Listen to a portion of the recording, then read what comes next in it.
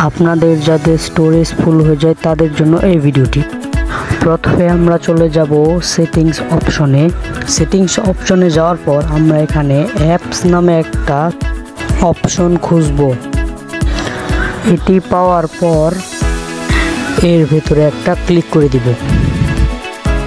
Click করার পর আপনাদের সামনে এরকম একটি ইন্টারফেস শো করবে।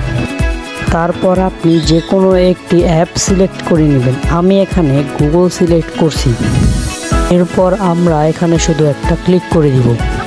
ক্লিক করার পর আপনাদের সামনে এরকম একটি ইন্টারফেস শো করবে। তারপর এখানে আমরা স্টোরেজ অপশনে ক্লিক করব। ক্লিক করার পর এখানে আমরা ক্লিয়ার স্কেচ নামে অপশনটাকে ক্লিক করে দিব। ক্লিয়ার স্কেচ নামক অপশনে ক্লিক করার পর আমরা ক্লিয়ার ডাটা নামে অপশনেও ক্লিক করে দিব। তারপর ডিলিট অপশনে একটা ক্লিক করব।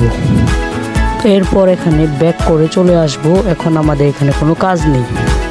ঠিক এভাবে আপনি যে কোনো অ্যাপ সিলেক্ট করে জায়গা খালি করে নিতে পারবেন। That's it.